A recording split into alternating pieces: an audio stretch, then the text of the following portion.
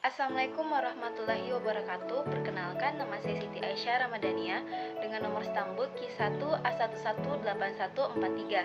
Saya berasal dari kelas ITPC 2018, mahasiswi jurusan Ilmu dan Teknologi Pangan, Fakultas Pertanian, Universitas Halu Oleo.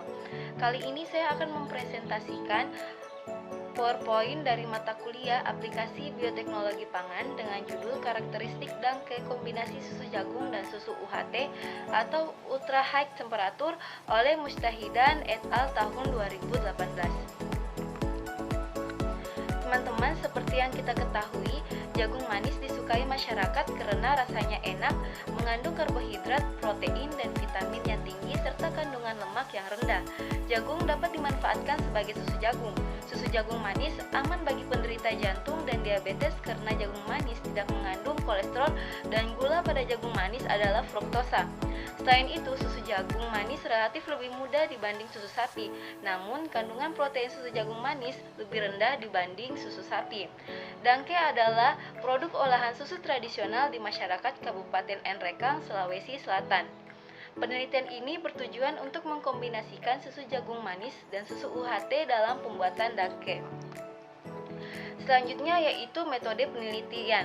Yang pertama yaitu pembuatan dangke. Selanjutnya yaitu pencampuran susu jagung dengan susu UHT sesuai perlakuan. Selanjutnya yaitu uji hedonik, di mana yang diuji adalah aroma, rasa, tekstur, dan warna. Selanjutnya yaitu analisis kadar air, analisis kadar abu, analisis kadar lemak, dan analisis kadar pH. Proses pembuatan dangke dilakukan berdasarkan modifikasi dari penelitian Suryani dan Fatun tahun 2015, yaitu tahap persiapan menyiapkan susu kedelai dan susu kambing etawa. Selanjutnya yaitu tahap pelaksanaan, di mana merebus susu kedelai dan susu kambing etawa sampai mendidih. Selanjutnya ditetesi ekstrak jeruk nipis sebanyak 12 ml, maka akan terbentuk gumpalan atau dangke di bagian atas. Selanjutnya yaitu pencampuran susu jagung dengan susu UHT sesuai perlakuan, di mana ada 3 perlakuan. Yang pertama yaitu S1, susu jagung manis 200 ml banding susu UHT 800 ml. Yang kedua yaitu S2, susu jagung manis 500 ml banding susu UHT 500 ml. Yang ketiga yaitu S3, susu jagung manis 800 ml banding susu UHT 200 ml. Selanjutnya yaitu pengujian kadar air. Pengujian kadar air dilakukan berdasarkan metode gravimetri, di mana kadar air dalam bahan dihitung dengan rumus persen kadar air sama dengan B dikurang C kurang A per B dikali 100%, di mana A sama dengan berat cawan kering yang sudah konstan, B berat sampel awal, C berat cawan dan sampel kering yang sudah konstan. Selanjutnya yaitu kadar abu. Kadar abu dalam bahan dihitung dengan rumus kadar abu atau persen sama dengan Z dikurang X per V dikali 100%, di mana Z berat cawan perselin dan sampel akhir, Y sama dengan berat sampel awal, X sama dengan berat cawan kosong. Pengujian kadar abu dilakukan dengan mengambil sebanyak 5 gram sampel dibungkus dengan kertas saring, kemudian ditutup dengan kapas wool yang bebas lemak. Kertas saring yang berisi sampel tersebut dimasukkan dalam alat ekstraksi Soclex, kemudian dipasang alat kondensor di atasnya dan labu lemak di bawahnya. Pelarut dituangkan ke dalam labu lemak secukupnya sesuai dengan ukuran yang digunakan.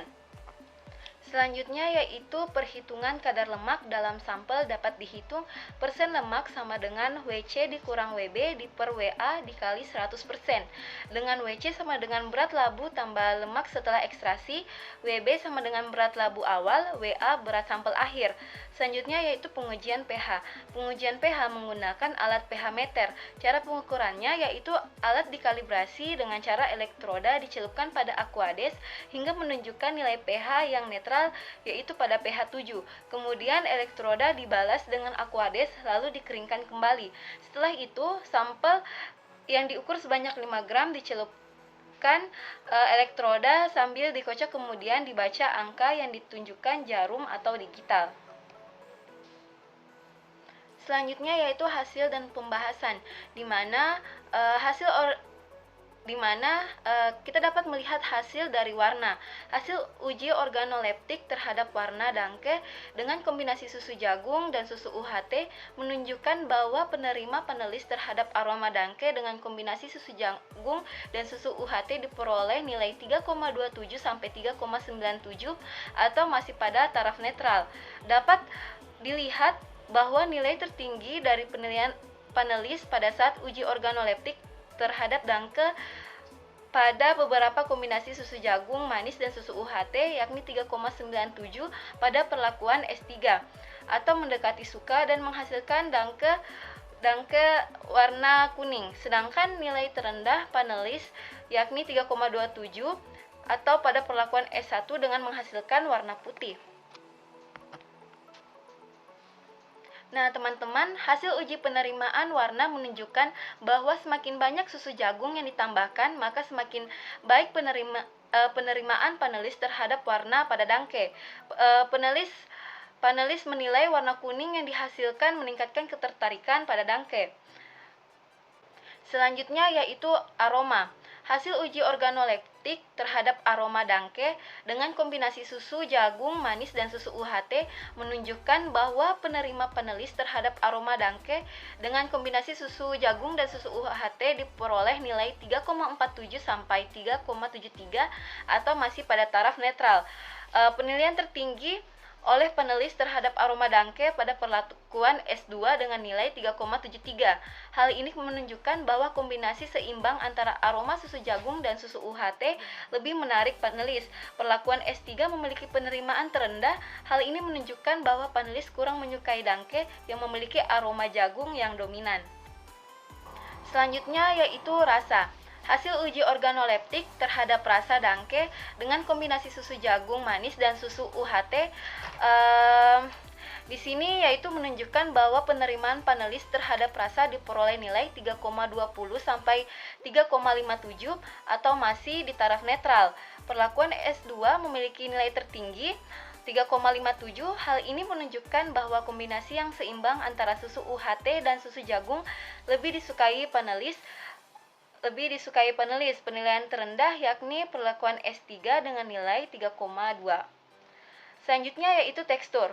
Hasil uji organoleptik terhadap tekstur dangke dengan kombinasi susu jagung manis dan susu UHT menunjukkan bahwa penerimaan panelis terhadap tekstur dangke diperoleh nilai 3,23 sampai 3,97 atau masih pada taraf netral. Hasil uji penerimaan tekstur menunjukkan bahwa penilaian tertinggi dan panelis yaitu terletak pada sampel S2, sedangkan penilaian terendah yaitu pada sampel S3. Perlakuan S2 teksturnya lebih padat dan lembut, perlakuan S1 teksturnya agak padat, sedangkan perlakuan S3 teksturnya cenderung lunak. Selanjutnya yaitu kadar air. Hasil analisis rata-rata kadar air dangke pada beberapa kombinasi susu jagung manis dan susu UHT menggunakan 3 kali ulangan dapat dilihat pada gambar 5. Nah, S3 memiliki kadar air yang paling tinggi, kemudian diperlakukan S1 dan untuk perlakuan S2 merupakan perlakuan yang terbaik di antara perlakuan S3 dan S1 karena perlakuan S2 memiliki kadar air yang rendah. Kadar air menentukan masa simpan produk pangan, mempengaruhi penampilan, tekstur, cita rasa, kesegaran dan penerimaan konsumen. Bahkan dalam standarisasi pangan, kadar air juga dipakai sebagai salah satu kriteria mutu. Selanjutnya yaitu analisis kadar abu. Hasil pengujian kadar abu yang menunjukkan nilai rata-rata perlakuan yakni S1 sebesar 3,20%, S2 sebesar 1,67% dan S3 sebesar 2,16%. Kadar abu yaitu terdapat pada S1, sedangkan yang terendah kadar abu yaitu perlakuan S2. Berarti perbedaan perlakuan dangke pada beberapa kombinasi susu jagung manis dan susu UHT tidak berpengaruh nyata terhadap kadar abu yang diperoleh hingga tidak perlu dilakukan uji BNT lagi. Selanjutnya yaitu kadar lemak. Hasil pengujian kadar lemak menunjukkan nilai yakni S1 sebesar 0,57%, S2 sebesar 0,17%, dan S3 sebesar 1,23%. Nilai rata-rata semua perlakuan yang tertinggi kadar lemak yaitu terdapat pada S3, sedangkan yang terendah kadar lemak yaitu perlakuan S2. Bila dilihat dari kandungan lemaknya, susu sapi mengandung rata-rata kadar lemak lebih kurang 3,9%, sedangkan jagung manis mengandung kadar lemak sebesar 1,0%. Seharusnya S1 memiliki kadar lemak tinggi. Hal tersebut dapat terjadi mungkin karena pemanasan tidak stabil. Menurutnya kadar lemak bisa terjadi karena pemanasan yang menyebabkan pecahnya komponen-komponen lemak, keton, alkohol, asam, dan hidrokarbon. Selanjutnya yaitu analisis pH. Hasil pengujian pH terhadap dangke menunjukkan nilai yakni S1 sebesar 6,82%, S2 sebesar 6,99%, dan S3 sebesar 7,25%.